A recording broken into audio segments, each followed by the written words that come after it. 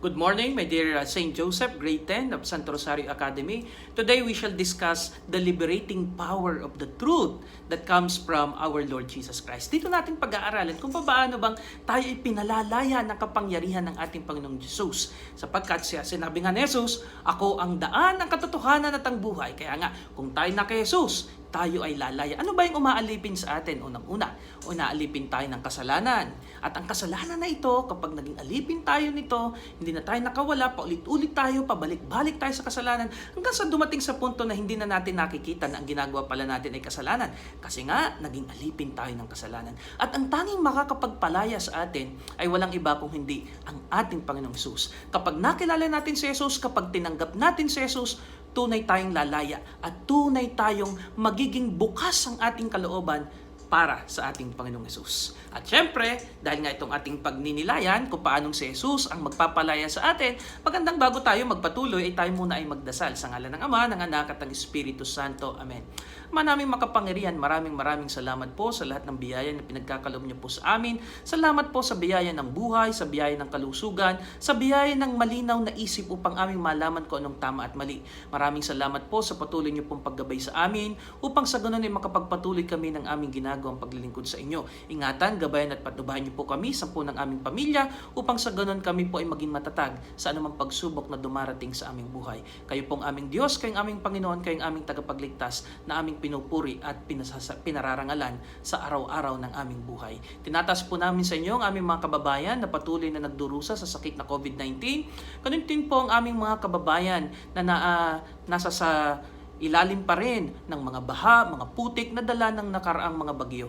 Patnubayan niyo po kami upang kami maging matatag at makaahon at makatayong muli sa mga pagsubok na ito ng aming buhay. Nihiling namin ito sa pamamagitan ni Kristong aming Panginoon. Sa ngalan ng Ama, ng Anak at ng Espiritu Santo. Amen. Again, my dear class, we shall continue our discussion about how Jesus Christ can be siya yung magpapalaya sa atin. He will be liberating us. Now, to discuss here, what we shall discuss here is that we shall discuss Jesus as the light of the world who leads the way to freedom. Alam natin, ang mundo natin ay sabi nga ay punong-puno ng kadiliman, kasamaan. Ayan, nakikita nyo araw-araw, di ba? Mga krimen, mga iba't ibang uri ng kasinungalingan, fake news, nasa kadiliman tayo sapagkat hindi natin alam saan ba tayo pupunta, lalo tigit sa mga nararanasan natin mga pagsubok araw-araw. Wala tayong magagawa kung wala si Jesus. Si Jesus ang magbibigay ng tanglaw. Jesus is the light. He will give us the light in order for us to see the way towards the kingdom of God. Upang makita natin ang daan patungo sa totoo at patungo sa dapat nating tahakin na buhay. Upang hindi tayo maligaw ng landas. Tandaan ninyo, kapag madilim, naliligaw tayo. Kaya nga, marami tayong mga kabataan sinasabi natin, naligaw ng landas. Bakit? Kasi hindi nila kinilala at hindi nila sinunod ang landas patungo kay Jesus. At si Jesus sana ang magbibigay sa atin ng tanglaw. To determine that the ways truth liberates us. Paano nga ba tayo palalayain ng katotohanan? Yan ang ating aalamin.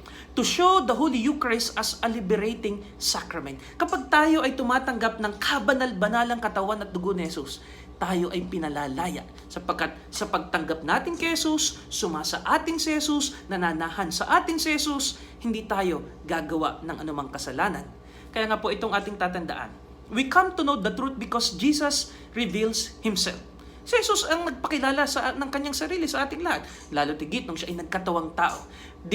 What we call the incarnation of the Word, the Word becoming flesh, is a revelation of the truth. Because Jesus Himself is the truth. Truth brings in our awareness the realities about ourselves, others, the world, and God. Nakikilala natin kung sino ba tayo. Sapagkat sino ba tayo? Tayo nilikha ng Diyos, kawangis ng Diyos. At kapag nalaman natin, nakilala natin si Jesus, nakikita natin ang ugnayan natin sa Diyos. At doon, lubos nating makikilala kung sino ba talaga tayo. We come to know the world. Nakikilala natin, ano ba ang mundo? Ano ba paano ba natin aalagaan ang kalikasan? Kapag nakilala natin si Jesus, paano ba natin palalaguin ang mundo na ating tinitirhan? Sa pamamagitan ng pagkilala natin kay Jesus sa buhay natin. And of course, our Lord, our God. Truth can set us free from many fears, doubts, illusions, and sins that enslave us. Paano ba tayo pinapalaya ng katotohanan mula sa ating mga takot? Para ano ba kinatatakutan ninyo? Minsan takot tayo sa dilim, takot kayo sa multo, o natatakot kayo sa mga bagay-bagay na ang totoo naman ay nasa isip lamang natin. Pero marami talaga tayong kinatatakutan sa buhay. Pero sabi nga, kapag nasa atin ang Diyos, ano bang ikatatakot natin? There's nothing to be afraid of. Kamatayan, sakit, o kung ano pa mang mga takot natin sa buhay. Kapag nasa atin ang Diyos, wala tayong dapat ikatakot kasi alam natin, ang kapangyarihan ng Diyos ay higit sa kung ano pa mang mga pwedeng mangyari sa buhay natin. Because after all, ang ating buhay ay patungo sa Diyos. Mga pagdududa. Diba? Marami tayong pinagdududahan. Alin ba yung tama? Alin ba yung mali? Hindi natin alam kung anong gagawin natin. Nagdududa tayo kung tayo ba ay nasa tamang landas. Nagdududa tayo kung ano ba ang dapat nating gawin sa buhay natin. Sabi nga, when you are in doubt, you have to stop. You have to pray. You have to ask the gift of the Holy Spirit for enlightenment, for the gift of wisdom, upang hindi tayo malito. At upang sa ganon, hindi tayo magkamali ng pagpili sa bawat desisyon sa buhay natin. And of course, mga ilusyon. Marami tayong mga ilusyon. Ano ba mga ilusyon natin? Pag sabi natin ilusyon, ito yung mga ginugusto natin na kung minsan naman ay napakalayo sa katotohanan. Nag-iilusyon, nag-daydream tayo. At kinakailangan nating manatili sa kung ano lamang yung totoo. Hindi pwedeng maggawa-gawaan tayo ng another world sa mundo natin. Ano din? Yung mga kasalanan natin. Kapag tayo naging alipin ng ating kasalanan, katulad ng binabanggit ko sa inyo kanina, hindi tayo darating sa punto na hindi na natin alam tama o mali ba ang ating ginagawa. Pero kapag nadun tayo kay Jesus, marirealize natin kung ano ba ang mga kasalanan. Lalo na kapag lumalapit tayo sa mga turo ni Jesus, nagbabasa tayo ng Biblia, sinusunod natin kung ano ba ang mga salita ni Jesus, mabuting balita, makikita natin tama o mali ba ang ating ginagawa sa mundong ito. Ngayon, may mga nagsasabi na ang katotohanan ay depende raw sa kung ano yung pinaniniwalaan. Tayo bilang mga Katoliko, naniniwala tayo ang katotohanan ay kay Jesus lamang matatagpuan. Sabi nga, iba't ibang relihiyon, iba't ibang katotohanan. Pero tayo mga Katoliko, naniniwala tayo, truth can only be found in Jesus. Hindi naman natin sinasabing walang katotohanan sa ibang relihiyon. May katotohanan doon. Ang sabi nga sa missiology, there is a seed of truth in there. But the fullness of truth can be found in our Lord Jesus Christ. May butil ng katotohanan sa mga tao, sa mga nakapalibot sa atin, sa ibang pananampalataya, sa ibang mga paniniwala. Pero ang buong katotohanan ay kay Jesus matatagpuan. Yan ang sigurado na dapat nyong tandaan. Now, what is the liberating power of truth? The liberating power of truth is Christ as the light of the world. Sabi nga ay, Jesus Christ is the light of the world. Siya yung liwanag ng mundo na tumatanglaw. Dahil nga ang mundo ay nababalot ng kasalanan, ang pagdating ni Jesus ay siyang liwanag na nagbibigay sa atin ng tanglaw upang malaman natin kung anong tama at dapat nating gawin sa buhay natin. The liberating power of truth is the grace of God illuminating us all that we may not live in darkness. It is the grace that enables us to follow His commandments in thoughts, in words, and in actions, that we may not become slaves of sin. Yan kapag tayo lumalapit kay Jesus, sinusunod natin ang kanyang mga utos, ang kanyang mga salita, katulad ng sinasabi ko kanina, pero hindi lamang sa isip, hindi lamang sa salita, kundi sa gawa. Ganoon tayo pinalalaya ni Jesus. Kapag sinusunod natin ang kanyang mga utos, kapag isinasabuhay natin ang kanyang mga salita. Sana yan ang aking hiling sa inyo, mga mag-aaral. Na sa buhay natin, hindi kahit ikaw ay bata pa, sana lagi mong susundan ang Diyos. Hindi mo pwedeng sabihin na bata ka, you're in the computer world. Naalala nyo ba yung si Blessed Carlo Acutis, yung sinabi ko sa inyo, na batang-bata, kahit na siya ay millennial, katulad ng marami sa atin, at siya ay ay nasa sa mundo ng computer, pero hindi niya hinayaan ito. Hindi niya hinayaan yung technology na magpalayo sa kanya ng Diyos, sa Diyos. Manapa ay ginamit niya ang technology upang mas makalapit sa ating Panginoong Diyos. How does truth liberate? Truth brings in our awareness the realities about ourselves, others, and the world. Nandun yung awareness. Anong ibig sabihin nun? Nagiging alam mo, namumulat ka sa katotohanan. Kasi 'di ba habang tayo lumalaki, sabi nga, nung tayo bata, hindi natin alam kung anong tama at anong mali. Pero the closer we are to Jesus, the more we shall realize what is right and what is wrong. Mas madidistinguish natin kung anong tama at kung ano ba ang mali. Now, there are those people who know the truth but choose to live in darkness. They are aware, responsible, and accountable for their actions. Sana, kung alam mo ang tama, gawin mo. Kung ano, alam mo ang mali, huwag mong gawin. Kaya lang, sa maraming pagkakataon sa buhay natin, alam mo, ito ay mali, dito dapat gawin, pero ginagawa natin. Alam mo, ito ang dapat nating sinusunod, pero ito yung hindi natin ginagawa. Salungat tayo. Kaya nga, the more we come to Jesus, the more we shall be knowing what we should do. Sabi nga, para tayong nananalamin sa Diyos. Kapag tayo lumalapit sa Diyos, nakikita natin ang kaliwanagan at hindi natin makikita kung anong tama at mali. The closer we are, the more we shall see what is wrong with us. But the challenge for us is to make right the wrong doings na sinasagawa natin sa pangaraw-araw na buhay natin. Ignorance of the truth prevents them to live fully, appreciate the beauty of creation, experience the beauty of human relationship, and encounter God in everyday life. Ignorance of the truth. Pag hindi mo alam ang katotohanan, hindi mo ma-appreciate ang ganda ng kalikasan natin. Pag hindi mo alam ang katotohanan, hindi mo ma-appreciate ang ganda ng mundo. Kapag hindi mo alam ang katotohanan, hindi mo ma-appreciate ang Diyos sa buhay natin. You see? It's all about discovering the truth. Huwag tayong manatiling ignorante, walang alam sa katotohanan. At kapag tayo walang alam sa katotohanan, then masasayang ang napakagandang buhay na ibinigay sa atin ng Diyos. Now, from where does the truth liberate us? Saan tayo pinalalaya? The truth liberates us from fear, from doubt, from illusions, and from sin. We sometimes doubt ourselves, di ba? Who we are, what we do, and what we think. Pinagdududahan natin ang mga bagay nito. This prevent us from experiencing our giftedness and that of others, and the love and providence of our caring God. Nagdududa tayo. Sana huwag mong pagdudahan kung gaano kakamahal ng Diyos. Huwag mong pagdudahan kung gaano kakabuti. There is something good in you and do not doubt it. Now, to be afraid of something is natural and instinctual. Natural, natatakot tayo, di ba? However, this fear we are referring to is not the fear defined in psychology, but fear to trust and to love others and God. Takot kang magtiwala sa iyong kapwa. Takot kang magtiwala sa Diyos. Takot kang mabuhay ng malaya sa katotohanan na pinagkakaloob sa atin ng ating Panginoong Diyos. To be free to free us from illusions.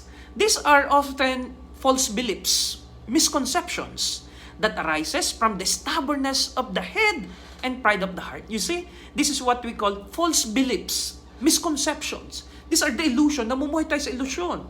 Akala nga natin, ganito dapat ang dapat natin gawin. But, we are too stubborn. Our heart is so full of pride. And we have a stubborn head and prideful heart that we cannot open our hearts to what is true. Nananatili tayo sa kasalanan. Sabi nga, naalala ko ang aming pare. Sabi niya, huwag manatili sa mali. Alam mo na naman ang tama. Alam mo naman ang dapat. Kaya nga, let us be very careful with the principle na binibigay sa atin. Nakikita natin, maraming mga principles, ideologies for that matter, ideolohiya, na naglalayo sa atin sa Diyos. At alam niyo yan, communism, totalitarianism, at worldliness, pagiging makamundo, vanities. These are ideologies. There are so many ideologies. At katulad nga, sinabi ko, communism, totalitarianism, yung mga ideolohiya na naglalayo sa atin sa Diyos. Ito ay dapat nating malaman. Discover natin kung ano bang tama. Dapat natin, maraming naliligaw na kabataan dahil sa maling paniniwala ng mga ito. Now, truth frees us from sin. These are often, this sin we know is the deadliest master that enslave us. Kasalanan. Isipin nyo, di ba? Kaya nga sabi nyo, paulit-ulit na lamang ginagawa natin kasalanan. Bakit? Kasi naging alipin tayo ng kasalanan. It is a traitor. It promises us something beautiful and good, but in reality, it is not. Its goal is to enslave us. Kaya nga, paulit-ulit tayo. Hindi tayo makawala. Sabi nga natin, di ba, may kasabihan tayo, gusto kong bumait pero di ko magawa. Gusto kong bumait pero di ko magawa. Why? Because we have become slave of sin. Hindi tayo makawala sa tinikala na naggagapos sa atin at ito tinatawag natin na kasalanan. In what ways we can know the truth? Some opportunities to know the truth include reading the scripture, yan, magbasa tayo ng Biblia, alamin natin kung anong turo ng simbahan natin, studying during catechesis and religion, katulad nito, sana huwag niyong isipin, ay, religion lang naman ito. But this will teach you how to live your life in truth. Listening to the sermon niya, sana nakakasimba kayo, kung hindi man dahil nga pandemic, so at least nakakasimba kayo virtually. Reflections including our everyday experiences. Yan. Pag-isipan mo, ano bang nangyari sa buhay mo? And then of course, you have to pray. Prayer will prevent us from committing sin. And prayer will help us to become closer to our Lord Jesus Christ. Now, to read the scripture is to enter into a personal relationship with it. Bakit? Kasi the scripture is all about, we all know this is the Word of God. The scripture is God's Word. Both the Old Testament and the New Testament composes revelation to us. Alam nyo, sana ang mga Biblia sa inyong tahanan hindi ginagabok. Sana kahit papaano ay inyong binabasa, di ba? Nagkaroon tayo ng ating performance task. And I hope you continue that. You continue yung ating paggagawa ng FB page. Di ba? I ask you to create an FB page kung saan doon kayo magpo-post everyday the Word of God. At sana you also follow Salitang Law, the daily gospel reflection on the Word of God. Now, the church teaching, those people who consecrated themselves in a life service to God and to the church devote themselves in unveiling the richness of God's revelation. They have given their lives in the study of the scriptures and discernment of the Holy Spirit. Yung turo ng ating Santo Papa, sana hopefully you are following ang ating Santo Papa. Meron siyang Twitter, sana pina-follow nyo ang Santo Papa. The Holy Father is telling us how to live this life in this modern world na hindi tayo maliligaw. Mga turo ng mga obispo, turo ng mga pari, ng mga tao na pwede nating sabihin na hindi magliligaw sa atin sa buhay na ito.